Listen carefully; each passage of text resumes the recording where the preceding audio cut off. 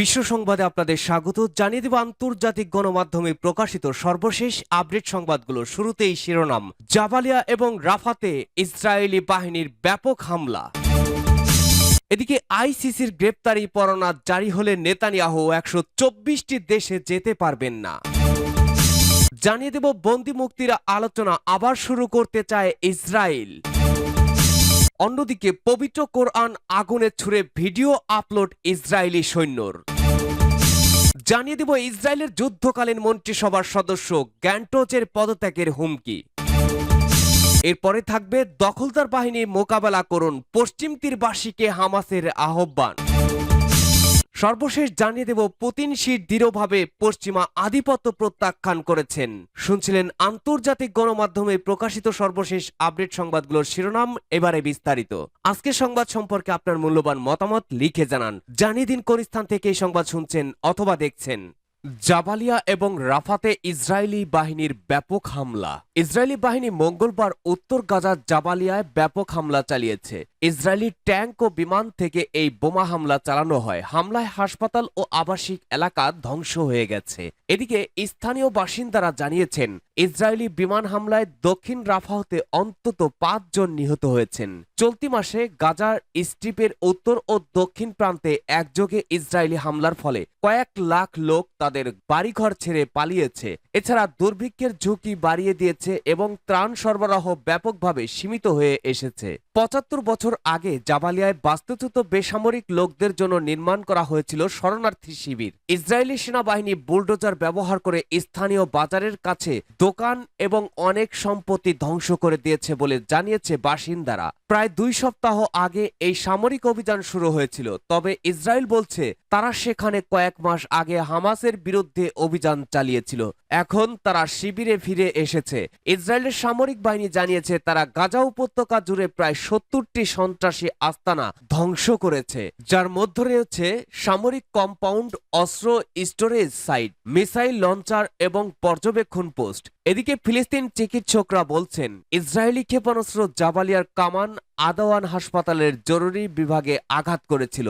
এতে হাসপাতালের কর্মীরা আতঙ্কিত হয়ে রোগীদের স্ট্রেচারে করে বাইরে ধ্বংসস্তূপে ভরা রাস্তায় বের করে নিয়ে যান। হাসপাতালটির প্রধান হুসাম আবু সাফিয়া বলেন, প্রথম ক্ষেপণাস্ত্রটি আঘাত হানে জরুরি বিভাগের প্রবেশদ্বারে, এরপর দ্বিতীয় ক্ষেপণাস্ত্র আঘাত হানে এবং তৃতীয়টি পাশের ভবনে আঘাত হানে। তিনি বলেন, আমরা জরুরি বিভাগের ভেতরে আর ফিরে যেতে পারিনি। জরুরি বিভাগ শিশু, বয়স্ক লোকদের পরিষেবা প্রদান করে। বাসিন্দারা এবং চিকিৎসকরা বলেছেন, ইসরায়েলি ট্যাঙ্কগুলো তৃতীয় দিনের মতো জাবালিয়া হাসপাতাল, আল আওদা হাসপাতাল অবরোধ করে রেখেছে। ডব্লিউএইচওর মহাপরিচালক টেড্রোস আধানম বলেছেন, উত্তর গাজায় অসুস্থ ও আহতদের বিকল্প কোনো রাস্তা নেই। টেড্রোস বলেন, উত্তর গাজায় মাত্র 2টি হাসপাতাল কাজ করছে। স্বাস্থ্যসেবা প্রদানে তাদের সক্ষমতা নিশ্চিত করা অপরিহার্য।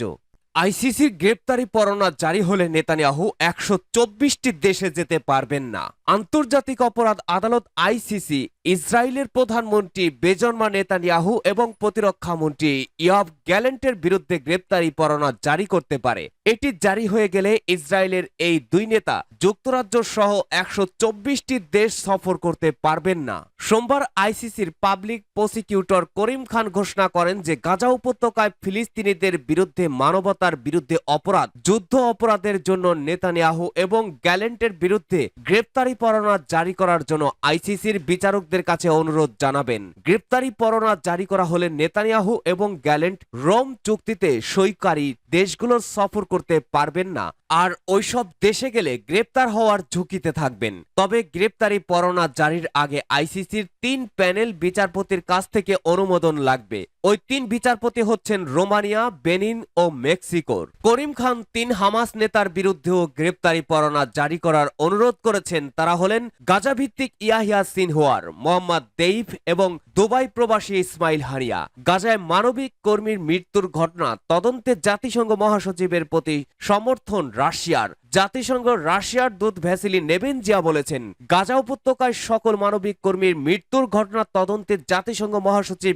অ্যান্তনিও গুতেরেজের আহ্বানের প্রতি রাশিয়া সমর্থন জানিয়েছে। কেবলমাত্র রাফা শহরের পরিস্থিতি নিয়ে জাতিসংঘ নিরাপত্তা পরিষদের এক বৈঠকে নেবেনজিয়া বলেন, আমরা ইসরায়েলকে আন্তর্জাতিক মানবিক আইনের বিধানগুলো কঠোরভাবে মেনে চলার দাবি জানাই এবং ওই এলাকায় কর্মরত জাতিসংঘ স্টাফ এবং মানবিক কর্মীদের ওপরে ইসরায়েলি হামলার নিন্দা এবং বেঁচে থাকা ফিলিস্তিনিদের সহায়তায় এগিয়ে আসা সকল মানবিক কর্মীর মৃত্যুর ঘটনায় আন্তর্জাতিক ও স্বাধীন তদন্তের মহাসচিবের আহ্বানকে সমর্থন করি।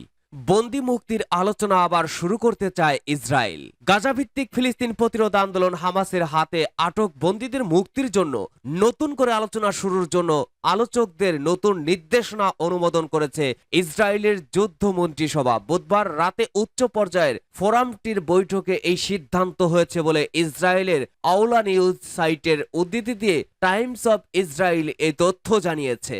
ওই প্রতিবেদনে অবশ্য এসব নির্দেশিকার বিস্তারিত তথ্য জানানো হয়নি। ইসরায়েলি প্রধানমন্ত্রীর অফিস কেবল জানিয়েছে যে যুদ্ধ মন্ত্রিসভা পণবন্দীদের ফেরত আনার জন্য আলোচনা অব্যাহত রাখতে আলোচক দলকে নির্দেশ দিয়েছে। পণবন্দীদের পরিবারগুলো 5 নারী সৈন্যর 7ই অক্টোবর অপহরণের ভিডিও প্রকাশ করার প্রেক্ষাপটে যুদ্ধ মন্ত্রিসভা এই সিদ্ধান্ত নিল। হামাসের সদস্যরা নাহাল ওজ থেকে এসব নারী সদস্যকে বন্দী করে। কয়েকজনের মা বাবা বলেন তারা ওই ভিডিও এই কারণে প্রকাশ করেছেন যাতে ইসরায়েলের মধ্যে বিশেষ করে নেতৃত্বের মধ্যে জাগরণের সৃষ্টি হয়, তারা যাতে বন্দীদের মুক্তি নিশ্চিত করার জন্য আরো জরুরি ভিত্তিতে কাজ করে। হামাস রাজি হলেও ইসরায়েল নয়। উল্লেখ্য, চলতি মাসের শুরুর দিকে ফিলিস্তিন প্রতিরোধ আন্দোলন হামাস যুদ্ধবিরতি প্রস্তাব গ্রহণ করার কথা আনুষ্ঠানিকভাবে জানালেও তা গ্রহণ করতে রাজি হয়নি ইসরায়েল। তারা বলছে যুদ্ধবিরতি প্রস্তাব ইসরায়েলের মুখ্য দাবি থেকে অনেক দূরে। এরপর থেকে তেল আবিবে যুদ্ধবিরতি প্রস্তাব মেনে নিতে পণবন্দির অনেক পরিবারের সদস্যরা বিক্ষোভ শুরু করে। তারা ড্রাম বাজিয়ে, বুলহর্ন ফুঁকে এবং আলো জ্বালিয়ে চুক্তিটি গ্রহণ করে তাদের প্রিয়জনদের ফিরিয়ে আনার দাবি জানাচ্ছে। এদিকে একই সময়ে ইসরায়েলি বাহিনী আইডিএফ জানায় তাদের সৈন্যরা পূর্ব রাফা টার্গেট করে হামাসের বিরুদ্ধে অভিযান শুরু করেছে। পবিত্র কোরআন আগুনে ছুড়ে ভিডিও আপলোড ইসরায়েলি সৈন্যর। গাজা উপত্যকায় এক ইসরায়েলি সৈন্য পবিত্র কোরআনে আগুন নিক্ষেপ করেছে। কেবল এটা করেই সে ক্ষান্ত হয়নি, আগুনের নিক্ষেপ করার ভিডিও ওই সৈন্য ধারণ করে তা ইনস্টাগ্রামে আপলোড করেছে। ইসরায়েলি সেনাবাহিনী ঘটনাটির সত্যতা স্বীকার করেছে। ইসরায়েলি সামরিক বাহিনী জানিয়েছে তারা এ নিয়ে তদন্ত শুরু করেছে। তারা মিডিয়াকে জানিয়েছে এই ঘটনা তাদের মূল্যবোধের সাথে সামঞ্জস্যপূর্ণ নয়। ইউরোপের কয়েকটি দেশের ফিলিস্তিন রাষ্ট্রকে স্বীকৃতি দেওয়ার উদ্যোগ। ইউরোপের অন্তত 3টি দেশ ফিলিস্তিন রাষ্ট্রকে স্বীকৃতি দেওয়ার উদ্যোগ নিয়েছে। এই লক্ষ্যে তারা পদক্ষেপ ঘোষণা করবে বলে আশা করা হচ্ছে। গাজা উপত্যকায় ইসরায়েল এবং হামাসের মধ্যে 7 মাসেরও বেশি সময় ধরে বিধ্বংসী লড়াইয়ের প্রেক্ষাপটে বুধবার যে 3টি দেশ এই ঘোষণা দিতে যাচ্ছে, দেশগুলো হচ্ছে আয়ারল্যান্ড, নরওয়ে এবং স্পেন। আইরিশ মিডিয়া জানিয়েছে এক সংবাদ সম্মেলনে সরকার ফিলিস্তিন রাষ্ট্রের আনুষ্ঠানিক স্বীকৃতি ঘোষণা করবে। এই সময় প্রধানমন্ত্রী সাইমন হ্যারিস, উপপ্রধানমন্ত্রী মাইকেল মার্টিন এবং মন্ত্রী ইমন রায়ান উপস্থিত থাকবেন। নরওয়ের 2টি সংবাদপত্রের মতে নরওয়ে একই সময়ে অনুরূপ ঘোষণা করবে বলে আশা করা হচ্ছে। স্পেনের প্রধানমন্ত্রী পেদ্রো সানচেজের ফিলিস্তিন রাষ্ট্রকে স্বীকৃতি দেওয়ার তারিখ নির্ধারণের বিষয়ে সংসদে ভাষণ দেওয়ার কথা রয়েছে। সানচেজ মার্চ মাসে বলেছিলেন স্লোভেনিয়া এবং মাল্টার সাথে স্পেন এবং আয়ারল্যান্ড ফিলিস্তিন রাষ্ট্রকে স্বীকৃতি দেওয়ার জন্য তাদের প্রথম পদক্ষেপ নিতে সম্মত হয়েছে। উল্লেখ্য, শান্তির জন্য তিনি দ্বিরাষ্ট্রীয় সমাধানকে অপরিহার্য হিসেবেই দেখছেন। এদিকে এই ঘটনার পর থেকে ইসরায়েলের পররাষ্ট্র মন্ত্রণালয় মঙ্গলবার সামাজিক যোগাযোগ মাধ্যম এক্সে ভিডিও পোস্ট করে আয়ারল্যান্ডকে সতর্ক করে বলেছে ফিলিস্তিন রাষ্ট্রকে স্বীকৃতি দিলে ইরান ও হামাসের হাতের মোয়ায় পরিণত হওয়ার ঝুঁকি রয়েছে। ইসরায়েলের যুদ্ধকালীন মন্ত্রিসভার সদস্য গ্যালেন্টের পদত্যাগের হুমকি। গাজা যুদ্ধ পরবর্তী পরিকল্পনা না থাকলে পদত্যাগ করবেন বলে হুমকি দিয়েছেন ইসরায়েলের যুদ্ধকালীন মন্ত্রিসভার সদস্য বেনি গ্যান্টজ। এক সংবাদ সম্মেলনে প্রধানমন্ত্রী বেনিয়ামিন নেতানিয়াহুকে গাজার জন্য 8 জুনের মধ্যে 6টি কৌশলগত লক্ষ্য অর্জনের পরিকল্পনার দাবি করেছেন গ্যালেন্ট। ব্রিটিশ সংবাদ মাধ্যম বিবিসি এ খবর জানায়। গ্যান্টজ বলেন, যদি আপনি জাতীয় স্বার্থকে ব্যক্তিগত স্বার্থের ঊর্ধ্বে স্থান দেন তাহলে আপনি আমাদেরকে এই সংগ্রামের অংশীদার হিসেবে পাবেন, কিন্তু যদি উপপন্থা বেছে নেন, পুরো জাতিকে সর্বনাশের দিকে ঠেলে দিয়ে যান, তাহলে আমরা সরকার ছাড়তে বাধ্য হব। অবশ্য নেতানিয়াহু তার এই মন্তব্যকে ফালতু কথা হিসাবে উল্লেখ করে বলেছেন এর অর্থ ইসরায়েলের পরাজয়। টেলিভিশনে দেওয়া ভাষণে নেতানিয়াহুকে উদ্দেশ্য করে গ্যালেন্ট বলেছেন, ইসরায়েলের মানুষ আপনাকে দেখছে। গত 7ই অক্টোবর ইসরায়েল হামাসের যুদ্ধ শুরুর পর দিনেই বেনিয়ামিন নেতানিয়াহু, বেনি গান্টোজ ও প্রতিরক্ষা মন্ত্রী ইয়াভ গ্যালেন্টকে নিয়ে এই যুদ্ধকালীন মন্ত্রিসভা গঠিত হয়। কিন্তু যুদ্ধ উত্তর গাজার শাসনভার কে নেবে বা গাজার ভবিষ্যৎ কি হবে তা নিয়ে এই মন্ত্রিসভায় ভাঙনের সুর দেখা দিয়েছে। যুদ্ধের দিক নির্দেশনা নিয়ে ক্রমবর্ধমান রাজনৈতিক বিরোধের মধ্যেও গাজা উভয় প্রান্তে লড়াই চলছে। গাজার জাবালিয়াতে প্রবেশ করেছে ইসরায়েলি বাহিনী। এই এলাকাটি হামাস মুক্ত বলে আগেই ঘোষণা দিয়েছিল ইসরায়েলি সেনাবাহিনী। এখানেই গাজার শরণার্থী শিবিরগুলো অবস্থিত। গ্যালেন্টের দাবি, কয়েক মাস ধরে এই ইস্যুটি বারবার উত্থাপন করলেও তাতে সাড়া পাননি তিনি। দখলদার বাহিনীর মোকাবেলা করুন, পশ্চিম তীরবাসীকে হামাসের আহ্বান। পশ্চিম তীরে ফিলিস্তিনিদেরকে দখলদার বাহিনী মোকাবেলা করার আহ্বান জানিয়েছে গাজা ভিত্তিক ফিলিস্তিন প্রতিরোধ আন্দোলন হামাস। বুধবার 22 মে কাতার ভিত্তিক গণমাধ্যম আল জাজিরার এক প্রতিবেদনে এই তথ্য জানানো হয়। প্রতিবেদনে বলা হয়েছে, হামাসের রাজনৈতিক ব্যুরোর সদস্য হারুন নাসেরউদ্দিন বলেন, পশ্চিম তীরে চালানো ইসরায়েলের অপরাধ, বিশেষ করে জেনিন শহর ও শরণার্থী শিবিরে ইসরায়েলি আগ্রাসন কঠোর হস্তে দমন করুন। সেজন্য চলমান ইন্তেফাবাদে যোগদান করুন এবং দখলদার বাহিনীকে প্রতিহত করুন। এদিকে ইসরায়েলি হামলায় গত 24 ঘন্টায় 62 ফিলিস্তিন নিহত হয়েছে। তাদের নিয়ে নিহত ফিলিস্তিনিদের সংখ্যা 35,709 জনে পৌঁছেছে। তাদের মধ্যে অন্তত 15,000 শিশু রয়েছে।